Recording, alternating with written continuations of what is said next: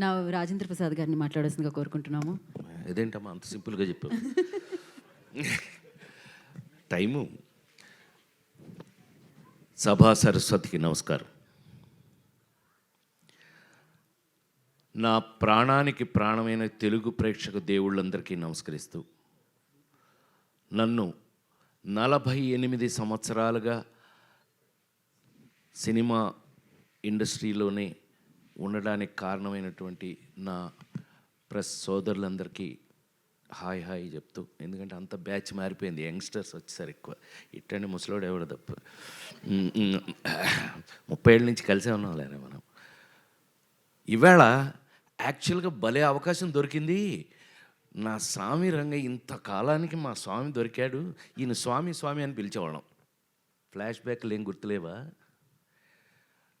Cinema ఇండస్ట్రీలో అనేక మంది హీరోలు అవ్వడానికి అద్భుతమైన కేవలం మ్యూజిక్తో పెద్ద పెద్ద హీరో రజనీకాంత్, కమల్ హాసన్, రాజేంద్ర ప్రసాద్ ఎవడెవరు అందరినీ హీరోలను చేసి పారేసింది ఆయన. జస్ట్ మ్యూజిక్తో. గుర్తులేదా? నా ఫస్ట్ హీరోయిన్ సినిమా ఆడకపోయినా ఈనాటికి మర్చిపోలేని గోపెమ్మ చేతిలో గోరు ముద్ద, రాధమ్మ చేతిలో వెన్న ముద్ద, రామోజీ ఫిల్మ్ సిటీ వారు తయారు చేసిన దాంట్లో నేను హీరోగా యాక్ట్ చేశాను. కానీ ఆ పాటలు అజరామరం. సరే, ఆయన కోపం వచ్చింది. ఏంట్రా నేను ఇంత కష్టపడి చేస్తే ఈ సినిమా సరిగ్గా ఆడలేదంటారా? నెక్స్ట్ ఏం సినిమా చేశాను చెప్పండి, దమ్ముంటే చెప్పండి. Thank you very much. ఇంకెవరు లేడీ ఏంటారు అనుకున్నా, అంత కుర్రలేనేమో అనుకున్నా. Lady styler. నా జన్మలో ఈ రోజున వారి ముందు చెప్తున్నాను, నేను నాకు అవకాశం దొరికింది అందుకని చెప్తున్నా. ఈ అవకాశం ఆయనతో రాదు మాకెప్పుడు. కానీ వాళ్ళు చెప్తున్నా, సార్ ప్రేమించి పెళ్ళాడు సినిమా తర్వాత ఆత్మహత్య చేసుకుందాం అనుకున్నా నేను. అంతకుముందు డబ్బింగ్లు చెప్పేవాడిని, డబ్బులు వచ్చాయి, డబ్బింగ్ డబ్బులతో మద్రాసులో ఇల్లు కట్టే. యాక్టింగు ఆ సినిమా అంతగా ఆడకపోవటం వల్ల హీరో అయ్యి ఏమీ కాలకపోయింది. అంటే do or die. Ladies tailor cinema కనుక ఆడకపోతే దండేసి దండం పెట్టేవాళ్ళు ఇప్పటికి. సో రాజేంద్ర ప్రసాద్ లేడు. లేడీస్ టైలర్ సినిమా ఒకే ఒక ఎక్స్పీరియన్స్ చెప్పేసి ఆపేస్తాను. Sorry, I'll take another 3-4 minutes. Lawyer Suhasini అని ఒక సినిమా యాక్ట్ చేసాం. మా వంశీ సంగతి మీ అందరికీ తెలుసు కదా. ఇప్పుడు వంశీ సంగతి ఇక్కడ ఎందుకు లేండి, షష్టి పూర్తి. వంశీ పత్తి పేసునున్న మొత్తం పోచి ఎల్లరికీ తెలియం. సో వాడు నాకు ఆల్రెడీ కొత్త విలన్ని పెట్టి అతను నేను ఫైటింగ్ చేస్తుంటే కొట్టుకోండి అని షార్ట్ కంటిన్యూ చేశాడు. వాడు ఎరగొట్టి నన్ను సైకిల్ మధ్యలో కాలేసి తొక్కేసి కాలు ఇరిగిపోయింది, ఫ్రాక్చరు. అయితే వంశీ వచ్చాడు మా ఇంటికి. వస్తే మనమేమో మంచి కట్టు, 2 చెక్కలు ఈ టైప్లో ఉన్నాం ఇంట్లో ఉంటే, ఏమండి బయలండి మన స్వామి పిలుస్తున్నాడు. స్వామి? ఎవరు స్వామి? మన స్వామి అండి. ఓ ఇళయరాజా గారు.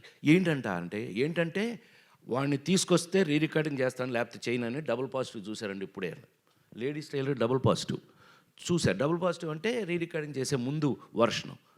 అదేంటి అని అన్నా. వాడిని తీసుకురా లేకపోతే నేను రికార్డింగ్ చేయను అన్నారు. నన్ను ఈ స్టేజ్లో నేను రన్పాలన్నా. బాబు నీకు దండం పెడతాను, ఆయన అక్కడ రికార్డింగ్ చేయడానికి లేడీస్ టైలర్ రెడీగా ఉన్నారు, మీరు రాలేదనుకోండి సచ్చింది గొర్రె. ప్రసాద్ ల్యాబ్లో అలా కూర్చోవటమే నా పని అయిపోయింది. పైగా ఆ సినిమా ఎంతో కష్టపడి చేస్తాం, లేడీస్ టైలర్ సినిమాని. సో అవన్నీ ఈ పీత కష్టాలు పీత అన్నట్టు.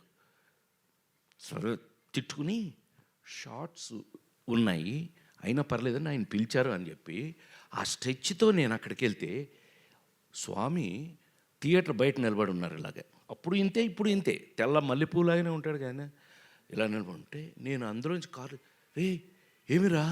ఏమైందిరా అన్నాడు. ఆయనకి ఎంత ప్రేమ నా మీద యాక్టర్గా వచ్చింది అని అంటే రా అన్నాడు ఆయన. ఏమైందిరా? వీడే ఎరగొట్టాడన్న వంశీని చూపించి. ఎందుకురా ఎరగొట్టాడంటే షార్ట్లో ఏదో జరిగింది అందుకనే. ఎరా నువ్వు అంత బాగా యాక్ట్ చేస్తావా? నేను ఇప్పుడు రికార్డింగ్ చేస్తాను, నీ యాక్టింగ్గా నా రికార్డింగ్గా తేల్చుకుందాం మన ఇద్దరం అని చెప్పి థియేటర్ లోపల సార్ வாழ்க்கையில் மறக்க மாட்டேன் நான். எனக்கு ஒரு ஸ்டூல் போட்டு నాకు ఒక స్టూల్ వేసి ఆ ఎదురుగా ఉన్న మ్యూజిక్ బోర్డు ఎదురుగా స్టూల్ వేసి సోఫాలో కూర్చో ఇక్కడ అని చెప్పి కాలు దాని మీద పెట్టించి 3 రోజుల పాటు లేడీస్ టైలర్ రికార్డింగ్ చేశారు సార్. అది ఆ సినిమా అప్పటికీ ఇప్పటికీ ఎప్పటికీ మీ అందరి సంఖలో ఇళ్లల్లో అన్నిటిలోనూ ఉంది. ఆ రోజుల నుంచి తెలుగు సినిమాలో మీకు అందరికీ బాగా తెలుసు, నాతో పాటు చిరంజీవి గారి సినిమాలకు కూడా ఆయన తెలుగులో మీకు ఎన్ని సూపర్ డూపర్ హిట్లు మీకు తెలుసు. అలాంటి మా స్వామి ఇంతకాలానికి మళ్ళీ షష్ఠి పూర్తి, నాకే షష్ఠి పూర్తి, నేను షష్ఠి పూర్తి నిజ జీవితంలో మెల్లిగా ఎస్కేప్ అయ్యా. 60 అప్పుడు తప్పించుకున్నా, ఎవరికి దొరకకుండా. నాకు అడిగి వెళ్ళి 60 అప్పుడు నో షష్ఠి పూర్తి, నాకు షష్ఠి పూర్తి అంటారా పొరా నన్ను మా అబ్బాయిలు అడిగితే. చివరికి చూస్తే ఏంటంటే ఈ పవను ఈ రూపేష్ వీళ్ళు నన్ను వదల. చివరికి తెలుగు సంస్కృతి సంప్రదాయాలు ఉట్టిపడేటట్టుగా అద్భుతంగా కీరవాణి గారు పాట రాశారంటే మీకు అర్థమైపోవట్లే ఆ సినిమా ఎట్లా ఉంటుందని. ఎంత ఆశ్చర్యం వేసింది మాకు ఆయన్ని తీసుకెళ్ళి. మీకు కీరవాణి గారికి మాకు ఉన్న అటాచ్మెంట్ ఏంటో తెలుసా? ఆయన 100వ సినిమా నా సొంత సినిమా. బాపు గారితో తీసిన రాంబంటి సినిమాకి నేను అనుకోకుండా వెళ్ళి, ఏమండి మీరు నాకు మహా ఇష్టం తెలుసు కదా, కేవి మహాదేవన్ గారు ఇళయరాజా గారు ఈజ్ ఈక్వల్ టు కీరవాణి గారు. సో ఆయన తీసుకెళ్ళి పెడితే అనుకోకుండా ఇది బాపు గారితో సినిమా అండి అని అంటే, అబ్బా థ్యాంక్ యూ, నాకో మంచి అవకాశం ఇచ్చారని. ఆయన నాతో అంటే ఏంటి సార్ భలే చెప్తారంటే, ఇలా కాంబినేషన్లో వారితో నేను 100వ సినిమా నా సొంత సినిమా చేయటం జరిగింది. అదొక అదృష్టం. సూపర్ డూపర్ హిట్స్ పాటలు అవి చేసాం. సో ఈవేళ ఈ విధంగా కలుసుకోవడం నాకైతే ఒళ్ళంతా రూపేష్ చెప్పినట్టుగానే 48 సంవత్సరాల సినిమాలు యాక్ట్ చేస్తున్నా కొన్ని ఎక్సైట్మెంట్లు మనం మారలేవు నాయన. కొన్ని ఎక్సైట్మెంట్ జీవితకాలం భగవంతుడు అంతే, భగవంతుడు ఇచ్చిన వరాలు సార్.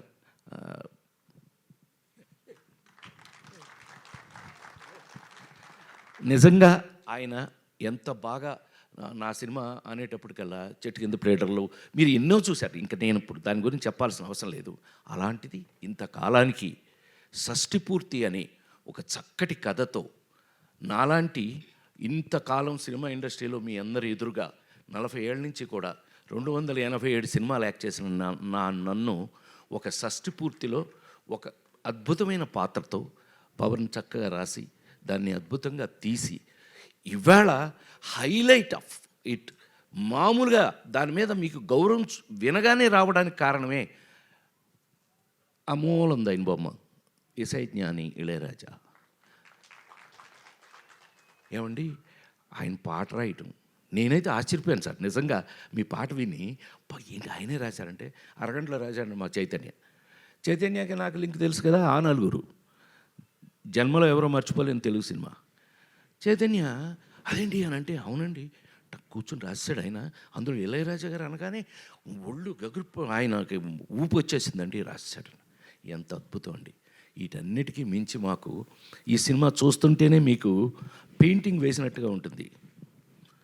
పద్మశ్రీ తోట తరణి అన్నయ్య, ఈ అన్నయ్య మేమంతా బ్యాచ్లండి, మేమంతా బాగా చెప్పనులే, ఫ్లాష్ బ్యాక్ ఎందుకు చెప్తాను చెప్పను, మనం ఏవిఎంలో అట్లు అల్లరి చేసినంత చెప్తానండి.